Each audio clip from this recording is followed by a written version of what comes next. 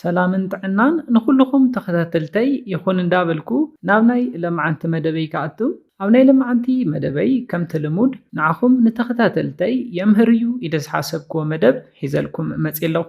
ናይ ለማዓንቲ መደበይ ዘልዕሎ ብሓፂር ወይ ድማ ብንእሽተይ መትለኹም ነፍቃሪትኩም ወይ ድማ ንበዓልቲ ቤትኩም ናብ ናይ ፆታዊ ርክብ ዕግበት ተብፅሕሉ ናይ ፆታዊ ርክብ ናይ ፖዚሽን ዓይነታት ክሕብረልኩም እየ።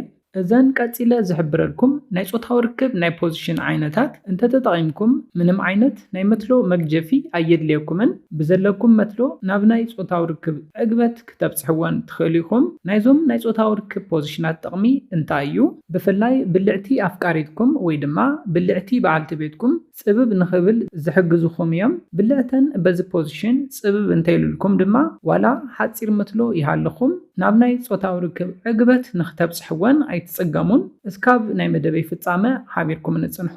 ነዚ ቻነል ሓደሽቲ ዝኾንኩም ሰብስክራይብ ብምግባርን ነታ ናይ ደውል ምልክት ብምንካእን ዝተፈላለዩ ናይ ፆታዊ ርክብ ናይ ጥዕና ከምኡውን ናይ ሓዳርን ናይ ፍቕርን ሂወት ኢንፎርሜሽን ትረኽብሉ ቻነል ስድራ ንኽትኮኑ ብኽብሪ ንሓትት። መደብና ናብ ብዙሓት ኣሕዋትና በፂሑ ብዙሓት ሰባት ትምህርቲ ንክወስድሉ ላይክ ጌርኩም ጀምርዎ።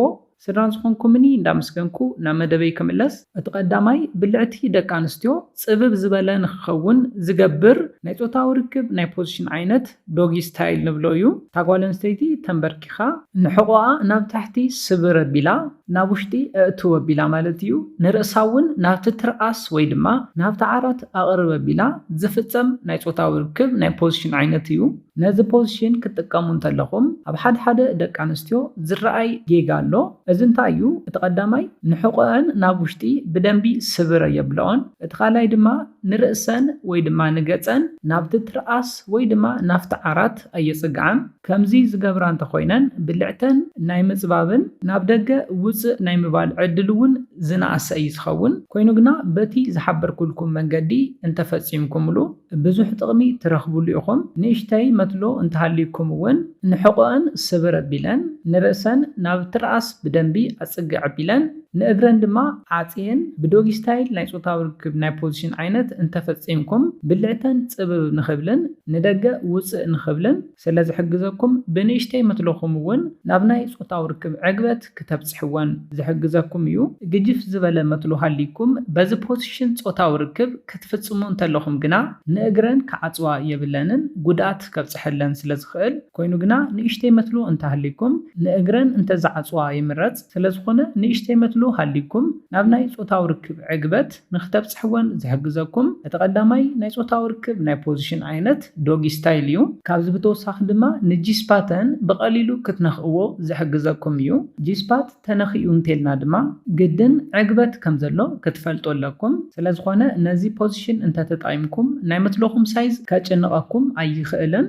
ኣብ መበል ካልኣይ ንሪኦ ናይ ፆታዊ ርክብ ናይ ፖዚሽን ዓይነት ድማ እታ ጓል ኣንስተይቲ ብላዕሊ ኮይና ዝፍፀም ናይ ፆታዊ ርክብ ናይ ፖዚሽን ዓይነት እዩ። እዚ ፖዚሽን እውን ሞዲፋይ እንዳተገበረ ዝመፀ እዩ። ብላዕሊ ምዃና ጥራሕ ዘይኮነስ ብኸመይ መንገዲ እንተኾነት እዩ ናብ ናይ ፆታዊ ርክብ ዕግበት ንኽተብፅሕወን ዝሕግዘኩም ዝብል እውን ክንርኢ።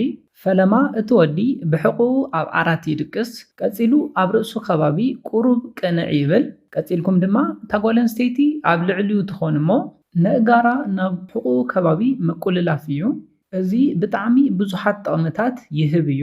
ጥቕምታቱ እንታይ እዮም ዝብል ክንርኢ እንተለና መትልኡ ዋላ ንእሽተይ እንተኾነ በዚ ናይ ፆታዊ ርክብ ናይ ፖዚሽን ዓይነት ናብ ውሽጣዋይ ክፋል ብልዕቲ ብጣዕሚ ንኽኣቱን ንጂስፓትክን ብቐሊሉ ንኽነክእ ይኽእል እዩ። እቲ ካልእ ድማ ደቂ ኣንስትዮ ብላዕሊ ኣብ ትኾናሉ ግዜ ነቲ ፆታዊ ርክብ ዝመርሕኦ ንሰን እየን። ደቂ ተባዕትዮ ኣብ ላዕሊ ኣብ ትኾኑሉ ግዜ ንስኹም ብዝደለኽሞ መንገዲ ነቲ ፆታዊ ርክብ እንተደሊኹም እንዳቐልጠፍኩም እንተደሊኹም ድማ ቀስ እንዳበልኩም ብዝደለኽሞ መንገዲ ንዕግበትኩም እንዳዳመፅኩም ትኸዱ ኢኹም። እታ ጓል ኣንስተይቲ ብላዕሊ ክትከውን ከላ ድማ ንሳ ብዝደለየቶ መንገዲ ንጂስፖታ ደልያ ብምርካብ ንኽትዓግብ የኽእላ እዩ። ነቲ ፆታዊ ርክብ እውን ባዕላ ዝደለየቶ መንገዲ ቀስ እንዳበለት ንኽተስተማቕር የኽእላ እዩ።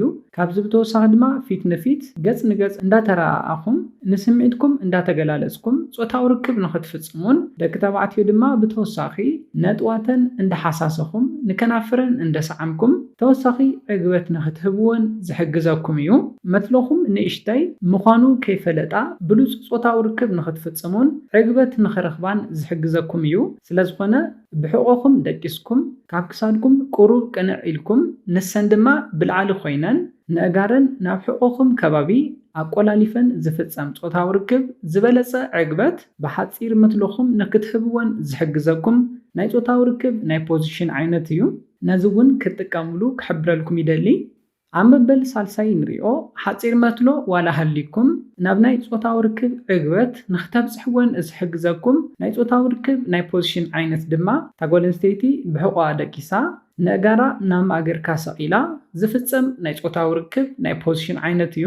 እዚ ፖዚሽን ኣባና ዝፍጸም ሚሽነሪ ንብሎ እቲ ዝተለመደ ናይ ጾታዊ ርክብ ናይ ፖዚሽን ዓይነት ሞዲፋይ ተገይሩ እዩ። ንሓጺር መትሎ ዘለዎም ደቂ ተባዕትዮ ዝተዳለወ ናይ ፖዚሽን ዓይነት እዩ። ብሕቆኣ ደቂሳ ንኣጋራ ናብ ማእገርካ ኣብ ትሰቐለሉ ግዜ ናይ ብልዕታ መስል ብደንቢ ንኽእከብ ብምግባር ብልዕታ ጽብብ ንኽብልን ናብ ደገ ውፅእ ንኽብልን ይሕግዛ እዩ።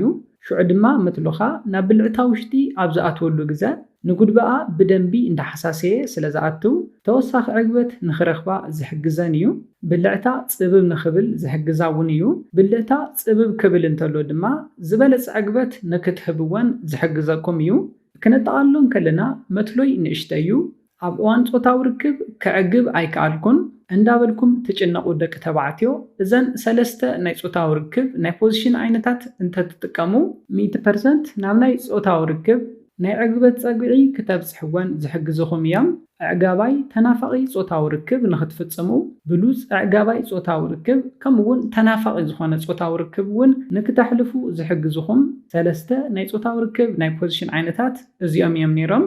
ዋላ ንእሽተይ መትሎ ይሃልኹም እዘን ሰለስተ ናይ ፖዚሽን ዓይነታት ተጠቒምኩም 100% ክትዕግብወን ከም ትኽእሉ ክትፈልጡ ኣለኩም።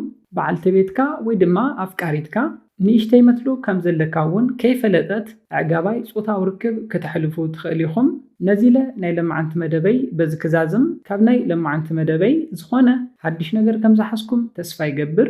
ነዚ ቻነል ሓድሽቲ ዝኾንኩም ሰብስክራይብ ብምግባርን ነታ ናይ ደውል ምልክት ሓንቲ ሻዕ ብምንካእን ክተተባብዑናን ስድራ ክትኮኑናን ብኽብሪ ንሓትት። መደብና ናብ ብዙሓት በፂሑ ብዙሓት ኣሕዋትና ትምህርቲ ንክወስድሉ ላይክ ሼር ምግባርኩም ኣይትረስዑ። ሓሳብ ርእቶኹም ንቻነልና ንምዕባይ ስለ ዝሕግዘና ሓሳብ ርእቶኹም ብኮሜንት ግለጹልና። ብኻሊእ መደብ ብኻሊእ ሓሳብ እስካብ ንራኸብ ሰላምን ጥዕናን ንኹላትና ይቕኒየለይ።